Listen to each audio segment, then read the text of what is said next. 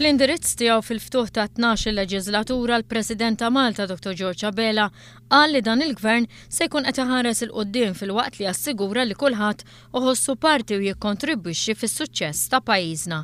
Sostna li dan il-Gvern se jibqa' pożittiv b'mod speċjali fuq il-potenzjal tal-poplu Malti u Awċi.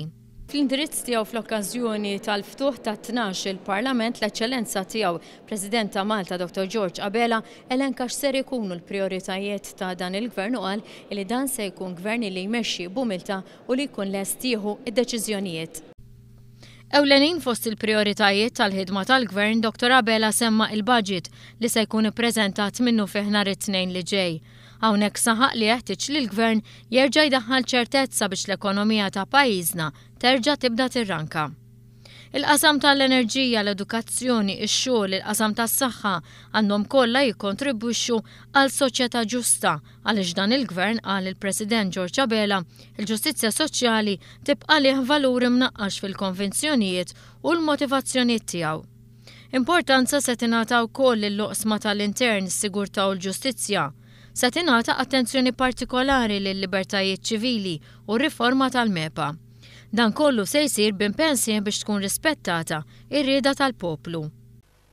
Mill-indipendenza law, il-poplu Malti u Awċi qatt ma ta' sinjal ċar li l-ebda partit politiku daqskemm ta' fid-9 ta' Marzu li għadda. Il-poplu għażel li jkun protagonista u mhux spettatur. Wera kemm hu lest jingħaqad biex jieħu deċiżjonijiet ġusti għal pajjiżu. Issa jmiss li dan il-Gvern iwieġeb għas-sejħa tal-poplu wara l-mandat storiku li ngħata fid-9 ta' Marzu li għadda, ir-responsabbiltà ta' dan il-Gvern hija ferm akbar minn dik ta' gvernijiet preċedenti. Iżda il-Gvern b'enerġija u b'mod determinat lest jerfa' dan il-piż kbir. Kif wera sa mill-ewwel sigħat tiegħu. Il-President Abela temm id-diskors tiegħu billi qal li dan il-Gvern se jibqa' saqajh mal-art u se jaħdem għal soċjetà ġusta li temmen f'idejat differenti u li tgħix f'armonija mingħajr firdiet.